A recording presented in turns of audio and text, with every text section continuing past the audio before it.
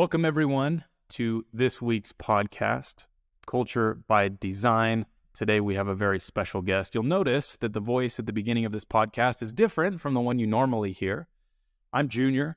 I'm the head of product here at Leader Factor, and today I will be hosting today's podcast because our guest is your normal voice, the normal host, Dr. Timothy R. Clark. Tim, welcome to the podcast. Thanks. Did we switch chairs? We did. Welcome to did. your podcast. Is that what I should say? Welcome Thank to your you. podcast. I'm excited to be here. Thanks for inviting me. Oh, you're very welcome. Yeah, I appreciate it. You're very welcome. Well, today we have a fascinating topic, one that I'm very excited about. We're going to be treating Tim's recent article that was published in Harvard Business Review, Don't Let Hierarchy Stifle Innovation. So this article got quite a bit of traction, quite a bit of engagement across a bunch of different platforms. It was on the homepage of HBR for a couple days. It was featured in LinkedIn News. A lot of really interesting shares and conversations about this particular topic. And I, for one, was definitely hooked by the title. That drew me in, and I was so pleased with what followed. It was a fantastic article.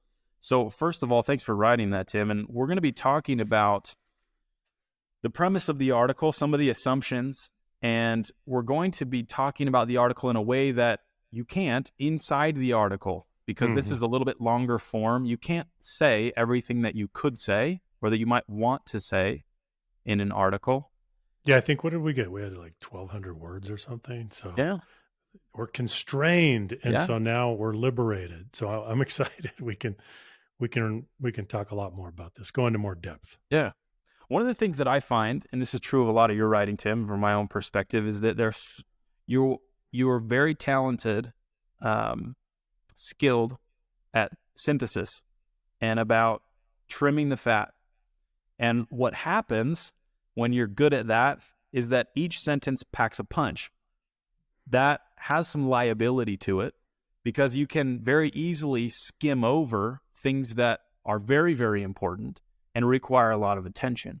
And so the first thing I want to do, diving into the article, is talk about the first line.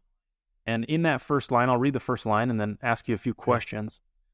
The first line is, in the team sport of innovation, the quality of interaction between teammates regulates the speed of discovery. So if there's one line that encapsulates the entire article, it's that first sentence.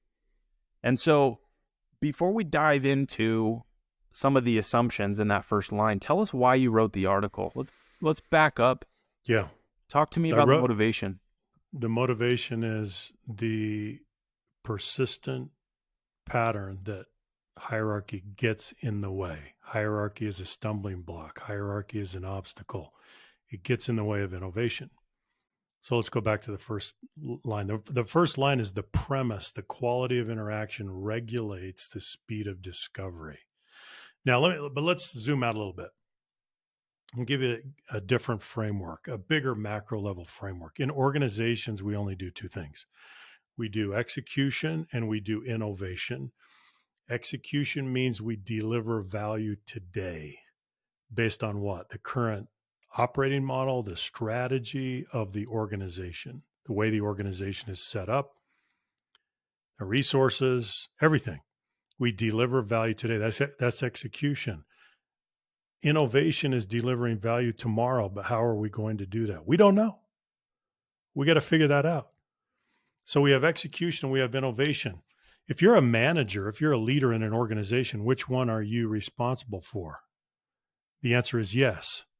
You're responsible for both. The problem is that hierarchies were built for execution, not innovation. Now, that's something that you need to think about. Hierarchies were built for execution, not innovation. Let's go all the way back to the Roman Empire. They could execute like crazy. Okay. Innovation. So hierarchy is built on the principle, the vertical principle of organization. What are the benefits of that? Speed, execution, alignment, accountability. But there's a horizontal principle of organization. What are the benefits of the horizontal principle? Collaboration, flexibility, innovation. So innovation thrives in based on the organization, the horizontal principle of organization. So why did I write this article? Let me come back. I know this is a long-winded answer. Because hierarchy inherently gets in the way of innovation. How does it do that? When there's hierarchy, humans develop an authority bias. An authority bias means that we value opinions from the top of the hierarchy and we undervalue opinions from the bottom of the hierarchy. So we start to overvalue source instead of substance. Not all the time, but often. And so it gets in the way. So I come back to the opening sentence. The quality of interaction regulates the speed of discovery. In organization after organization, I see hierarchy getting in the way of innovation because there's this exaggerated deference to the chain of command.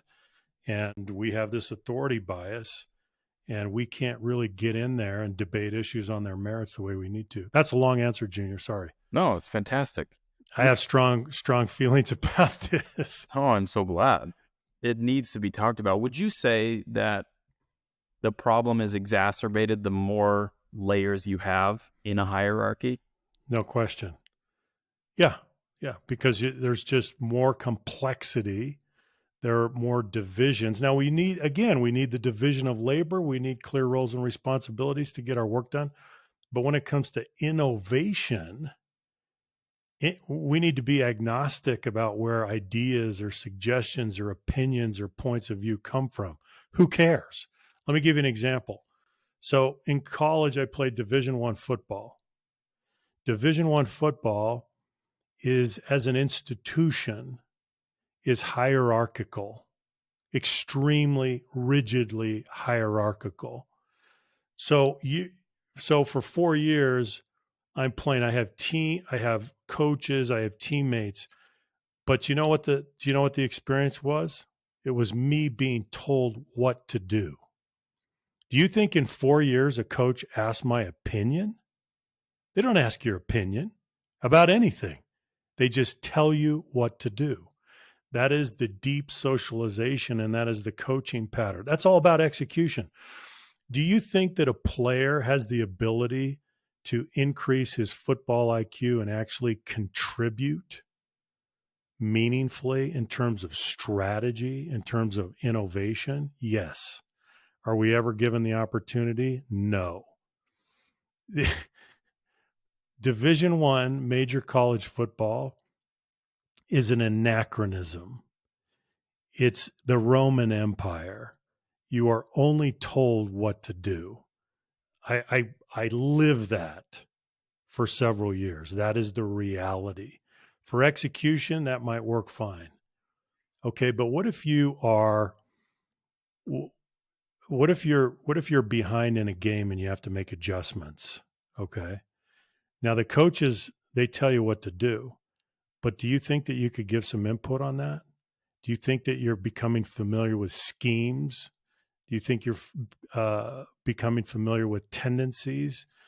Yes, you are. And could you contribute? Yes, but we don't do that. So that's just a very small example. When you get into the workforce and organizations, do we need people? Do we need their input from the bottom, that local knowledge to circulate up from the bottom of the organization? Yes, we do. We desperately need it. What's fascinating to me about this is that if that's true, that the more layers that you have in a hierarchy, the more liability you have. We don't give extra attention to this concept as we get bigger and as the hierarchy gets taller. That seems interesting to me. You would think that if it's so obvious a liability, that we would give it some attention. We don't seem to. Yeah. We get more siloed. Yeah. Often what happens is we become reactive, right? So we get into trouble before. So think about this. What do organizations do? The larger the organization, Organizations reorg and reorg and reorg. It's eternal. It's eternal. What are they doing? They're going back and forth from centralization to decentralization because they are they're paying a price for the liabilities of centralization. So then they come back over here to decentralization. Then they start paying a price for decentralization. So what have we tried to do to get the best of both worlds? We've created a matrixed organization.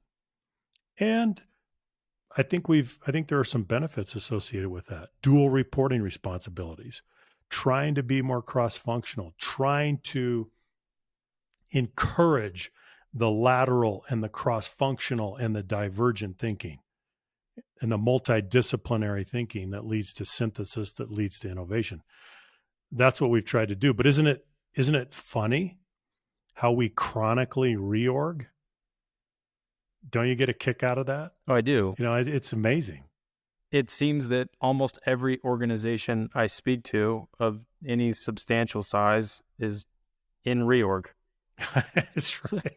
Half the time you're in reorg. Oh, hang on a second. We're reorging right now. Yeah. Okay.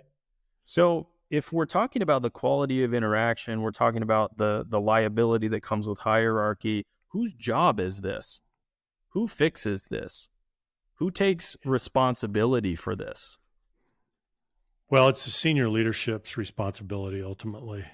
They're responsible for the overall execution and innovation of the organization. They have to enlist the rest of the organization. Now, technically, I believe that innovation is embedded in every role, but we don't teach people that way. We socialize people, we acculturate people to execute. So they develop very early on a tactical mindset and they become very task oriented and they execute. Now, that's not a bad thing. It's just incomplete. Are they being taught to innovate when they first come into an organization as they're moving? No, not normally. No, and if anything, you're being told to not innovate. That's right. Don't rock the boat.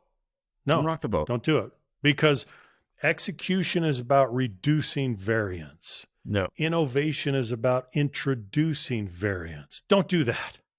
Don't introduce variance, because we need efficiency and we need to scale. And those things, they work against execution.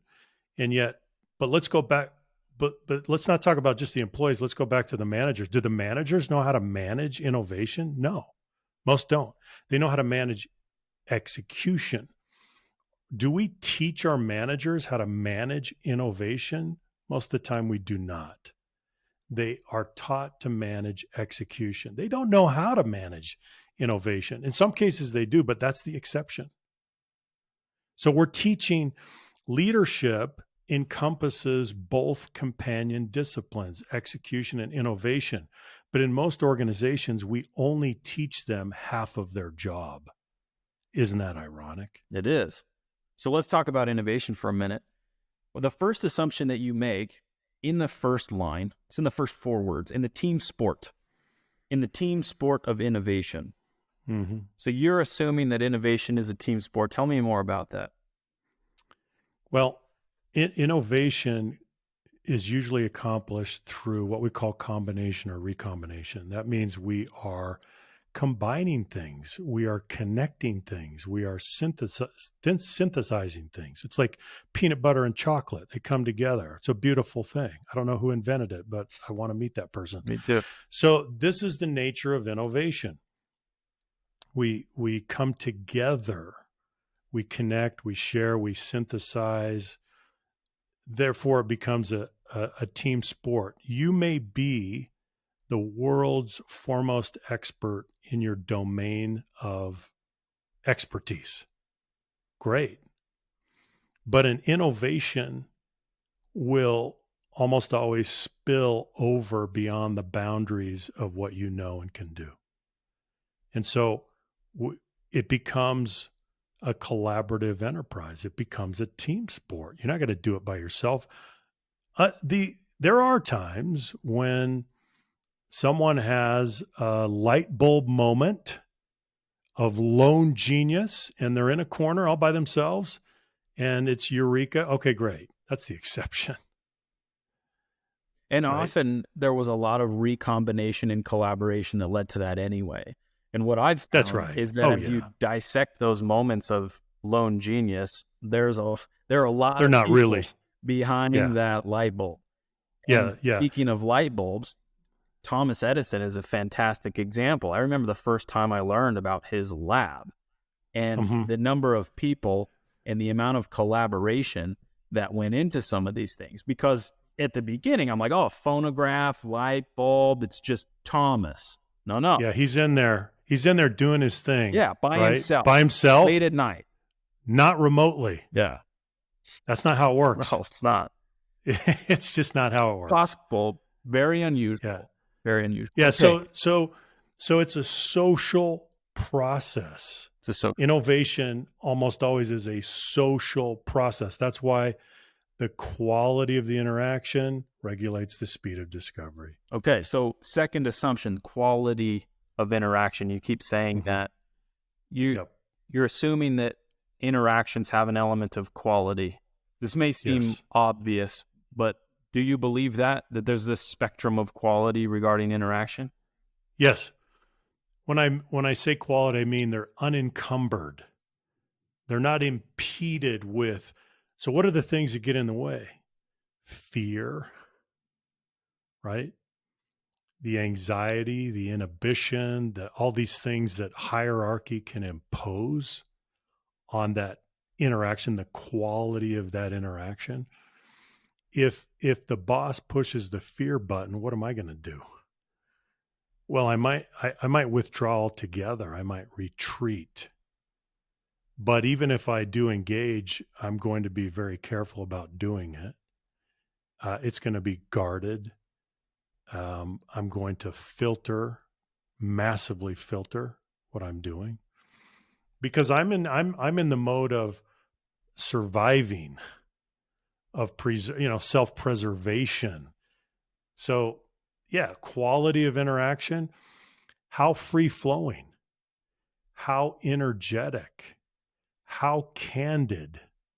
Those are the criteria, those are the factors that determine quality, I think. So interactions have a quality element, and that Mhm. spectrum runs anywhere from very poor to excellent.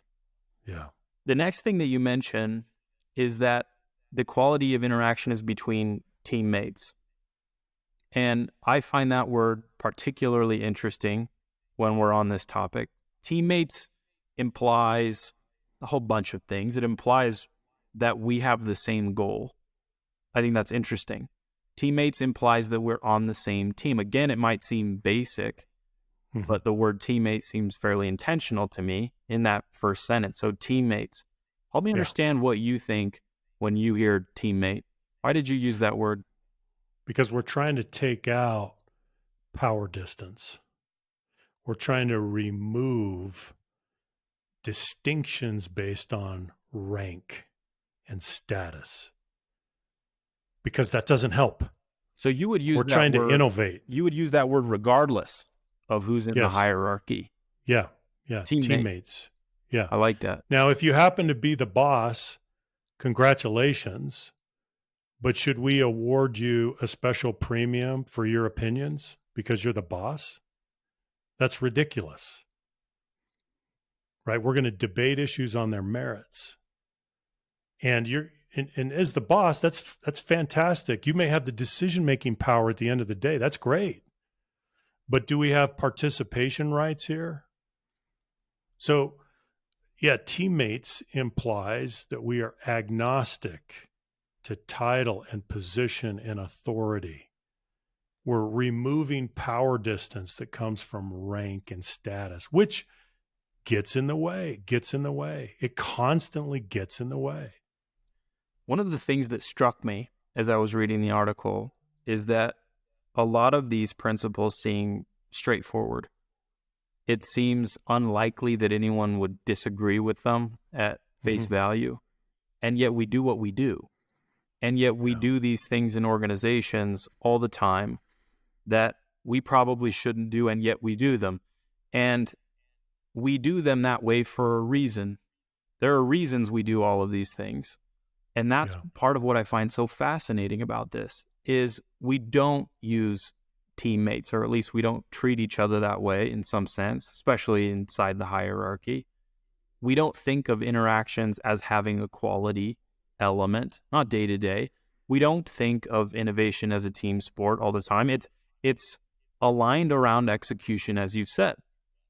So we could also say, if you took the reverse of each of these assumptions, it would be the perfect way to kill your organization over a long enough time horizon. So let's think about that. Innovation as a team sport.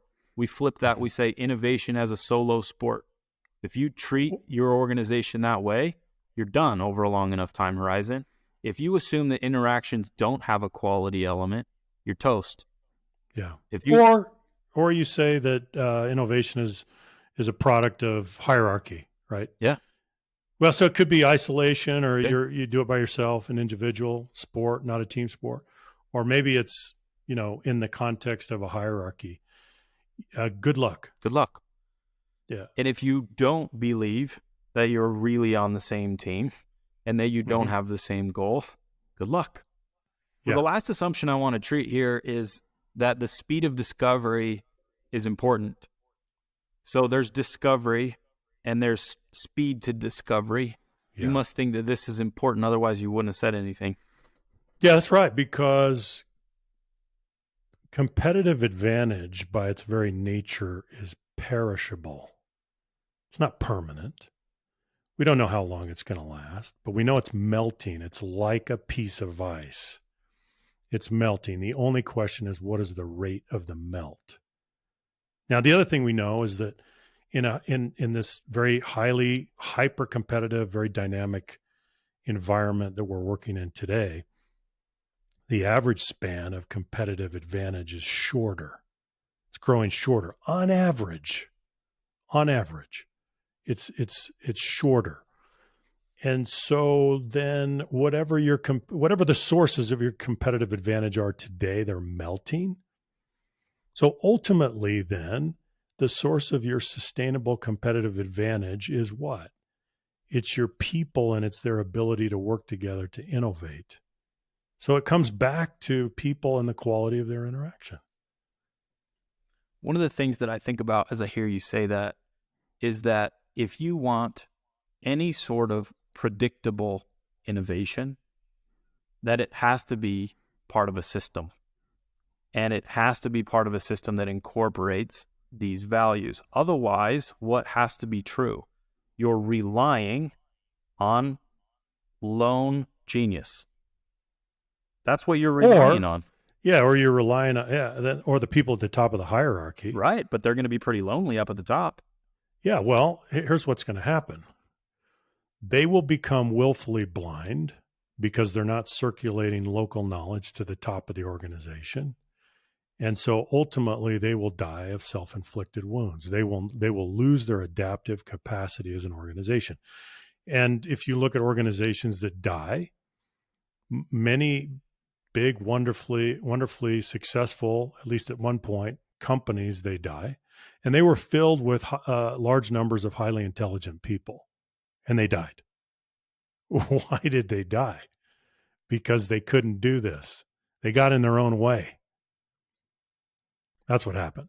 I love talking about this because we put the brands up there, the big ones that we know about, and we point the finger and we say, how in the world did you lose? You were a Yeah. giant. You had 90% market share. You dominated this industry. And a decade later, gone. Right. And we think, oh, well, you must not be very smart. You, Yeah. you must not be very smart because it's obvious. Now, and we can say, Junior, we can say, well, let's acknowledge path dependence, right? Precisely. That's the Right. point. The concept from strategy that you make certain choices in the allocation of your resources and the way you're going to do things, and you're going to forego certain choices in the future. Okay, that's fine. Precisely. But still, even with path dependence, you still should be able to create this adaptive capacity in the organization and keep it going. It doesn't doom your fate. No. My point is that there are smart people in those organizations and that this is a difficult thing to do. It's a very Yeah. difficult thing to do. So let's summarize to this point, and then I want to get into some of the practical suggestions that you make in the article, because there's light at the end of the tunnel. There's some real practical things that we can do to help. So hierarchy, and correct me if I'm wrong in this summary, hierarchy stifles innovation. It's in the title. That's its tendency. Yeah, that's the inherent tendency. Because, and the crux of the issue there is the quality of interaction. So hierarchy lessens the quality of interaction, or at least that is its tendency. And so through authority bias. Through authority bias. Yep. So the greater the hierarchy, the more insulated the top of the hierarchy becomes from the local knowledge at the front that doesn't get circulated. We lose our adaptive capacity. We become stale, we stagnate, stop moving, and we die. Is that fair? Yeah, so that's the overall tendency and pattern. So the goal then becomes to neutralize those tendencies and do things in a real practical sense that hedge against the downside risk culturally of the hierarchy. Exactly. So the first one that you mention is grant irrevocable participation rights. And you make this distinction between participation rights and decision rights. Why is that the first one? And help us understand the distinction. Right. Participation rights means that you are given the right to participate, to register your opinions and your points of view and your suggestions and your ideas. Decision rights refers to the authority to make a decision. That's different. So we need to make the distinction clear so that we can then say, grant irrevocable participation rights to everyone on day one. When they come into your organization, it should be part of their job. It should be inherent in their role to have participation rights, and they're never taken away. Now, is there an expectation? Yes. To use your participation rights, you need to be respectful. You need to have some contextual understanding, and you need to be able to show good faith as you're working with your colleagues. And that's a minimum requirement, and that's reasonable. But those participation rights should not be taken away from you. We shouldn't grant them or withhold them or revoke them. They should be there, always there. Now, do organizations do this? Often they don't. Often they grant participation rights on the basis of seniority and time in grade, and if I like you, and do we have a relationship, and what's your position, and do you have any positional power, and all of these other criteria. Those will simply get us into trouble. So, everybody needs participation rights. What would you say to someone who might raise the argument they don't understand the organization? They're ignorant. They don't have the contextual understanding necessary to say anything meaningful to me. So give them a year. Let them marinate in the organization for a year, and then maybe I'll listen to you. What would you say to that person? There's a logic to that, but the downside is that they're not a prisoner to your paradigm. Yeah. They have fresh eyes. They have fresh thinking. They're not constrained the way that you are. You need that. You need the fresh perspective. They are unencumbered by all of that baggage, all of the assumptions, all of the mindset, the culture that you have. It's a mighty fine line between ignorance and brilliance. And you don't know where that line is. And so you need that naivete to register a point of view, even when they don't have all of that institutional knowledge and background and experience. Great. Let's tee it up. Let's see what they have to say. Let's look at how they look at things, right? Sometimes they're gonna see where you're wrong, where you're flawed, what you're not thinking of. They're gonna bring fresh perspective that you simply can't see.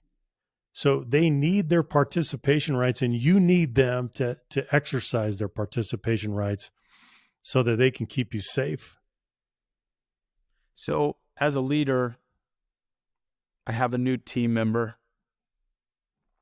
They come in with some trepidation. They're a little timid because they've been socialized to believe, don't come in guns blazing. Just come in, don't make too much noise, assimilate to the culture, and maybe down the road you can speak up. You can raise your hand. Yeah. So as a leader, how do you help neutralize that tendency? How do you help people understand, no, really, I mean it? Yeah. Tell me what you think. I think it goes back to the expectations for the new person, right? Always respectful, demonstrating some contextual understanding, at least some, right? So that you have some kind of informed view, at least a little bit. And then number 3, good faith. I think you continue to communicate and reinforce those expectations and say that your participation rights are based on those expectations. Please meet those expectations. But we want to hear from you. Now, that's going to take constant reinforcement because people are so deeply socialized that when they come into an organization, oftentimes they're not going to say anything.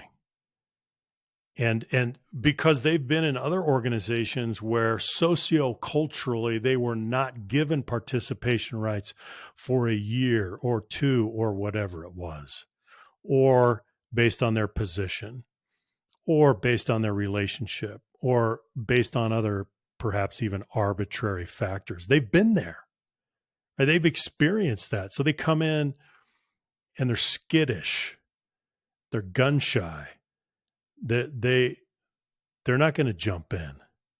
And for good reason. They have a data set that says don't jump in. You're going to earn your stripes and it's going to take a while. It's interesting to me that if that's not reinforced constantly in the team before that new person comes along, they'll come in day 2, day 3, they'll start looking around. I don't see anyone else raising their hand. I don't see anyone else asking a penetrating question. And so it's important that, it seems to me, through that onboarding experience, but in the day-to-day, what is the natural tendency of the leader? What type of environment does that leader create? And how do the people interact with each other on a day-to-day? At the end of the day, you can't fake that. You can say whatever you want at the beginning. But if that's not truly the expectation and truly the way that people behave, they'll see through that in just a few short hours, right? So you're raising a great point. The first part is the invitation. It's the invitation to use your participation rights, and it's the explanation that you have them, and here's how you should use them. But to your point, Junior, on the backside is the employee has to see evidence that behavior is rewarded, that vulnerable behavior is rewarded. So if I register a point of view, if I jump into a discussion, if I float an idea, if I engage in divergent thinking, if I get clobbered for that, I'm out. So the other side, the other point that you're making, which is so true, is that vulnerable behavior must be rewarded on the backside. I got an invitation on the front side. Okay, I went for it. I used my participation rights. If those are rewarded, then I'm going to look around and I'm going to say, I think this is real. And if I see others and they're rewarded for that vulnerable behavior, and I keep seeing that pattern, then I'm going to say, this seems to be a prevailing norm on this team. This may be real. Let me try it again. right? But if you get punished for it, or if it's inconsistent, then you're going to back off, and you're going to change your behavior, because now it's about managing personal risk. So that's the first one. Grant irrevocable participation rights. Thanks for diving into that a little bit. So number 2, we have practice exploratory inquiry. And there's a distinction that you make at the beginning between exploratory and explanatory inquiry. Mm-hmm. What's the difference? Explanatory inquiry goes with execution. Explanatory inquiry means what's happening, why are we performing the way we're performing, how do we explain cause and effect relationships? That's explanatory inquiry. We're using data. We're using quantitative data. We're using qualitative data. We're using anecdotal data. Whatever the data is, it may be good, it may be not so good, but we're trying to understand why we're doing what we're doing, why we're performing the way we're performing. That's explanatory inquiry. Exploratory inquiry is connected not to execution, but to innovation. Exploratory inquiry is about what could we do? What should we do? How much data do we have about the future? 0. We have no data. So we take the current data that we have, which is historical in nature, and we make assumptions. We make predictions. We extrapolate. This is the nature of exploratory inquiry. So to encourage this is to use what we call the disruptive question sequence. And there's 3 parts to it. The first part is, why do we do this? Or why are we doing it this way? So it always begins with a why question. So we are calling into question something that we do, or a way that we do something, or maybe something that we don't do. So it always begins with why. So why do we do this? Why do we not do this? Why do we do it this way? Why are we not doing it this way? Second part of the sequence is, what if? Well, what if we did this? Well, what if we tried this? How much data do we have about a what if question? We don't have any. But we're exploring. This is experimental in nature. So we float those questions. What if? And we can ask all kinds of what if questions. And then the third part is, okay, well then how? How would we do that what if we were to try that what if? How would we do it? So how? So why, step 1. Step 2, what if? Step 3, how? How would we do it? So this becomes a discipline. This becomes a pattern. This becomes a habit. This becomes something that we model and we encourage on the team. And when we do this, lo and behold, what are we doing? We are leading innovation. So explanatory inquiry, execution. Exploratory inquiry, innovation. Lo and behold, we're leading innovation. A lot of people don't know how to do this. A lot of managers don't know how to do this. They've never been taught how to do this. So this gives us a very simple and yet reliable discipline for leading innovation. You sent out a video recently. It was a Roger Martin video about strategy and planning. Mm-hmm. And there were a couple things I pulled from that seemed really very relevant here. And he talked about planning as safe. I'm dealing with known resources, and I'm dealing with cost structure. I'm dealing with what you're saying, execution. So, or known targets. Known targets. Yeah. Exploratory, strategy, mm-hmm. disruption. Those aren't comforting terms. No. Right? Because you're not on the map. You're not on the map. It's uncharted. It's completely uncharted. And he said part of what when you'll know that you're doing strategy is when there's a feeling of angst. I love that. You cross over. And so I think the same is true for these 3 questions, because these aren't things that are 100% known. If you have to field a why question or you ask a why question, there's probably going to be some angst, a little bit of uneasiness, a little bit of uncertainty. Mm-hmm. What if? The premise of that question is, I don't know. That's why I'm Yeah. asking. What if? How? Not sure. That's why I'm asking. And so that parallel is interesting to me, that there's some discomfort with these questions. And that's part of the reason, or the how you'll know that you're in exploratory inquiry, or you're in disruption, or you're Yeah. in strategy. It's interesting to me. Yeah. So go back to the first step, the why part, right? The why question is always the first question. It's the catalyst. It catalyzes the exploratory inquiry process. So whenever anyone asks a why question, does that create comfort? Does that create reassurance? Does that create? No, No, it no. does just the opposite. It is disruptive by nature, and there's an emotional reaction, a natural negative. Well, not necessarily negative, but it does create uncertainty. It does create ambiguity. It does create additional questions. A why question is a disruptor by its very nature. So, yes, Junior, the angst is introduced. So what do you do? As I look at these questions, as a leader, I might say, I don't have time. I don't have time for that. If Mm-hmm. a why question, I don't know where that's going to go.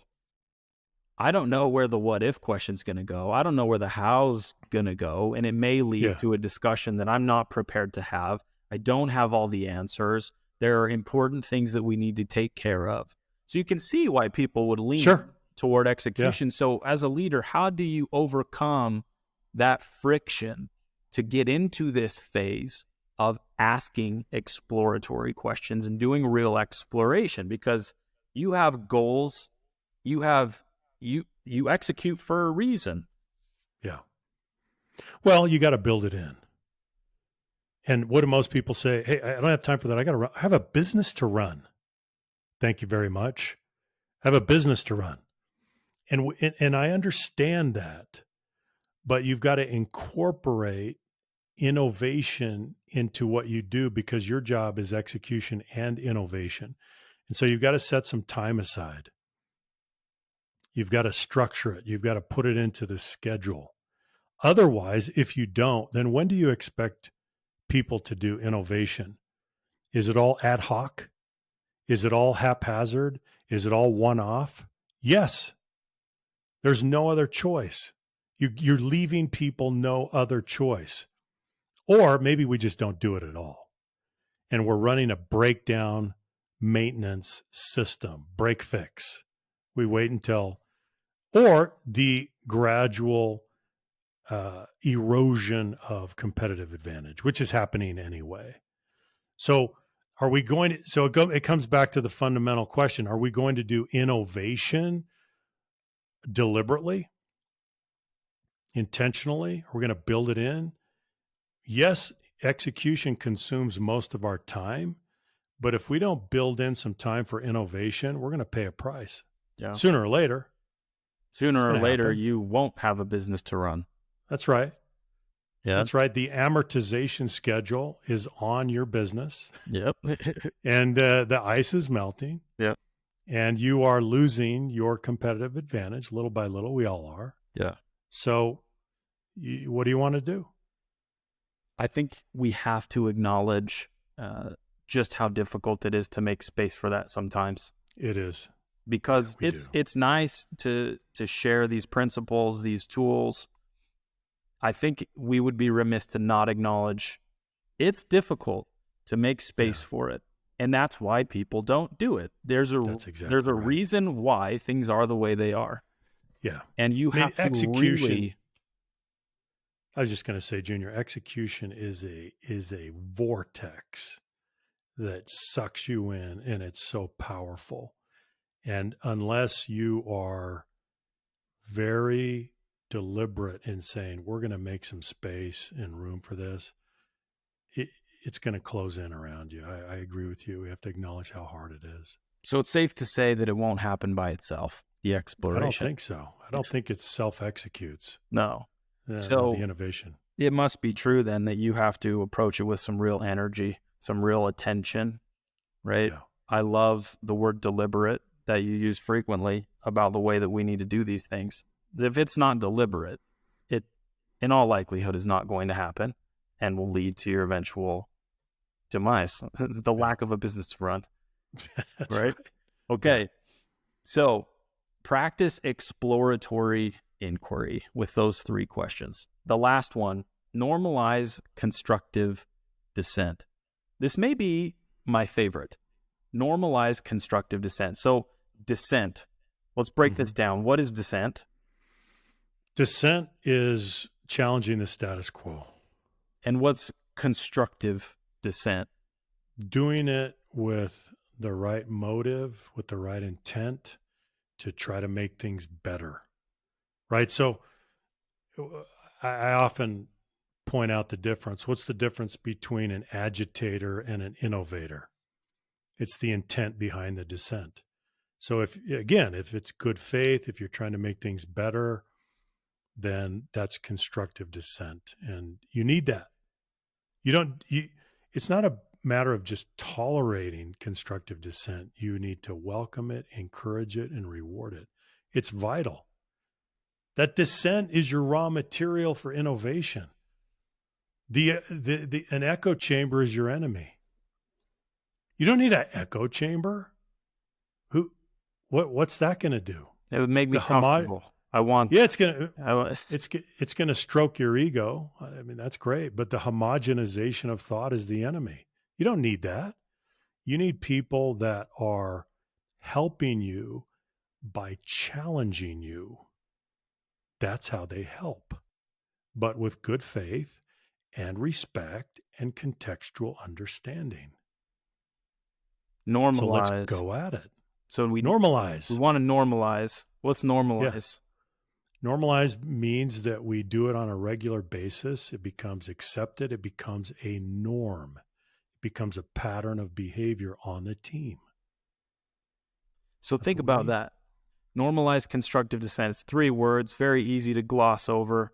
There's a lot inside those 3 words. I really like that distinction between agitator and innovator. Intent. Yeah. That's great. One of the suggestions that you have is criticize your own ideas and decisions in public. Mm-hmm. Now, why would I ever want to do that?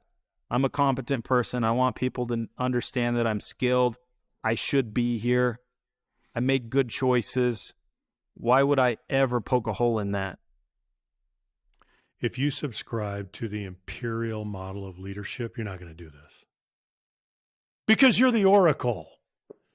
You're the repository of the answers. So the last thing you're going to do is demonstrate that kind of vulnerability in front of others. But may I suggest that you live in the wrong century? So this is not the Industrial Revolution. And in the 2020s, you need an inclusive model of leadership, not an imperial model of leadership. And so that means you're going to lead by modeling your own vulnerability, because what does that do? It draws people into that process. That's the moment of truth when you can take issue with your own decisions in public. That's amazing. What are you communicating to the rest of the team when you do that? You're communicating to the team that, well, there's humility, there's a lack of pride of authorship. You're letting go of these things and you're encouraging others and you're inviting them and you're trying to give them confirming evidence that if they challenge the status quo, they're going to be rewarded, not punished for doing it. They need that reassurance. So if you're willing to address your own decisions and things that you've done, some things, we all make mistakes, but we don't always acknowledge the fact that we all make mistakes. So when you finally do that, it's just simply refreshing to the rest of us that we finally recognize that you're a mere mortal. Thank you so much for doing that in front of all of us. We already knew that, but it's nice that you could acknowledge that. And now you can lead the process with credibility. Have you ever had to do this? Yeah. Yeah, because I make a lot of mistakes. What's it like for you? It's not always easy. It's not always comfortable. But when I do, I think the members of the team, I think they say, oh, okay, well, then I'm going to jump in. So I think what it's saying is, when I do that, I think what it's saying to everybody else is you have a license to disagree and you are able to use that license. Please use that license. And if you do, you'll be rewarded. I think that's what happens. I think it sends a unequivocal message to the team that this is how we're going to work together. You're not going to bat 1,000. No, you're not. Probably not close to 1,000. Yeah. I like that a lot. That's the nature of business. It's the nature of leadership. But guess what? Your batting average is going to go up if you enlist the help of every member of your team. There you go. I believe that. Right? I believe that's true.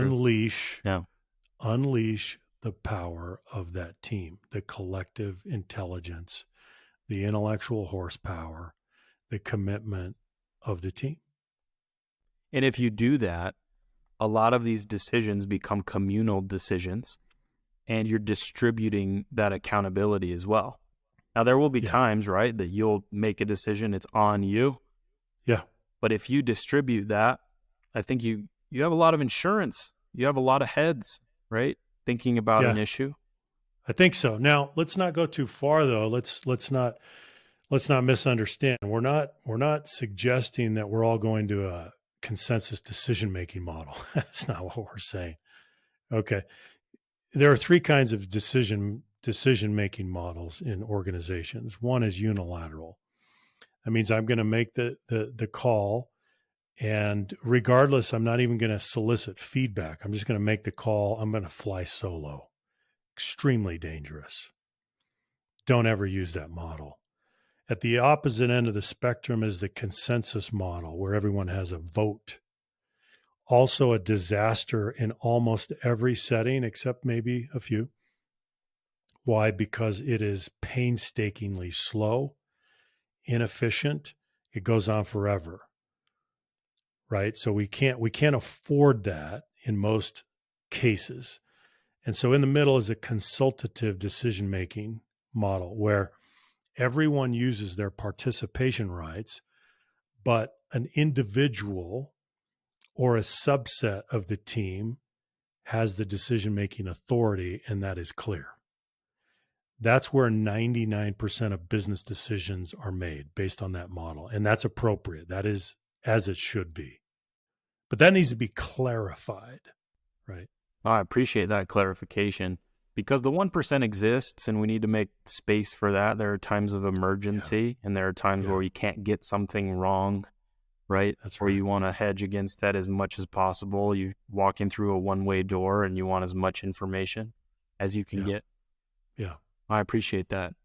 The second thing that you say is inject empathy. Why is empathy part of this process of normalizing constructive dissent? Empathy, here's the way I define it, and I define it this way in the article. Empathy means that you approach another person with compassionate curiosity, not just in general, but to understand how that person went from data to conclusions. We all have to take data and then we draw conclusions and we come to an opinion or a point of view. How did you get there? What's fascinating is that humans can take the same data set and come to different conclusions. We do it all the time. Right, Junior? So you and I are looking at some data and you come to this conclusion and I come to a different conclusion, but we had the same data. This happens all the time. We can't impute impure motive based on the fact that we came to different conclusions based on the data set. So what we need is, so empathy means that I will try to understand with compassionate curiosity how you arrived at your conclusions from these data, right? I need to understand your journey. How did you go from your analysis of the data to your conclusion or conclusions? If I understand that, then it helps me understand even more. It sheds more light on how I got to my conclusions. I can see the differences. So then what happens as a result of all of this? Our critical thinking skills go to the next level. We are better at analysis. We are better at decision making. So empathy is not just some nice soft skill or emotion. It is critical for decision making and critical thinking. You told me a few days ago something that hit me like a ton of bricks. I'd never considered this. You told me the opposite of empathy is projection. Mm-hmm. What is projection and why is that so dangerous? Projection is just imposing my view and also assuming that you have come to the same conclusions that I have and that your logic was the same. When we make a decision, it's based on two things: a logic structure and data. So if I project, then I'm projecting my thinking, my logic structure, my assumptions, my conclusions on others. They think the way I do. Can't do that. Very dangerous. Projection is very dangerous. But as we become perhaps more skilled, more experienced, more intelligent, there's a tendency to move that direction because we think we know the answer and we think we're pretty good at what we do. And we may be, and that's okay. But we have to be very careful not to project, because that's when we develop the very dangerous blind spots. And so if we want our people to help keep us safe, then we try to avoid projection, and we try to lead with inquiry, not so much advocacy, but more with questions rather than answers and statements. Right? We try to resist the temptation to fall into dogma, which the status quo we can do so easily. We become dogmatic. It's one of the things that I've found myself doing. Those two words are particularly striking: advocacy and projection. And our perception of the problem as individuals can be very different than someone else's perception of the problem. You're trying to solve the same issue. You're coming at it from different angles. You have different goals.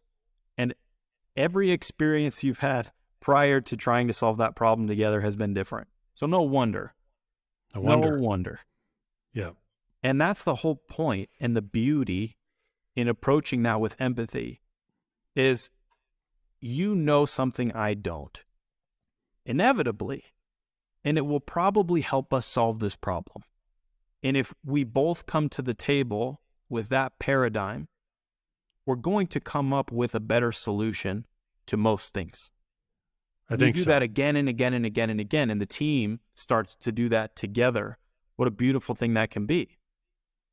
If you don't do that, then you have diversity that's been unactivated on your team. It lies fallow. You haven't activated your diversity, right? And if you haven't activated your diversity, then you can't harvest the fruit of that diversity and all of the richness that's there to take you to better solutions, breakthroughs, innovation. I love the way you put that. So let's wrap up. The first line of the article: in the team sport of innovation, the quality of interaction between teammates regulates the speed of discovery. That's what we've talked about today. That's what it sounds like you're passionate about, Tim. Extremely passionate about, but I also know and acknowledge it's not easy, but it's worth the journey. It's worth the effort. Yeah. Yeah, it really is. So to all of our listeners, as you approach even the rest of today, let's not even talk about next week. Today, 3 things. Grant irrevocable participation rights, practice exploratory inquiry, and normalize constructive dissent. I'm convinced that if we do those 3 things, the quality of interaction will go way up. And if we can institute these types of norms into our teams, our organizations, we will perform at a very high level and will enjoy doing it. That's one of the things that I've found through putting into practice a few of these principles. It's an enjoyable experience. You appreciate the humanity of other people.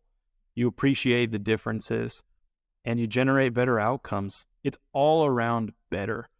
And so from a personal level, one of the things that I would mention is when you feel that friction, I don't have time. I have a business to run. It's too difficult. It's too exposing. It's too vulnerable. Put some energy in.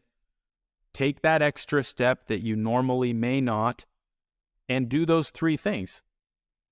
I know you'll have a better outcome. I've seen it time and time again. So Dr. Clark, anything else you'd like to share with us before we sign off on today's podcast? I would just say go back and think about the way you were trained in execution and innovation. Chances are that you haven't spent a lot of time on the innovation side of the ledger. And so I would encourage you to invest on that side. It's the companion discipline to execution, and your investment will pay big dividends. So that would be my word of encouragement to all of you. We'll leave it at that. If you liked today's episode, if you got value from today's episode, please subscribe if you haven't already. We'll be doing these podcasts in the future to explore all of the in-between the lines that we can't, not just the articles.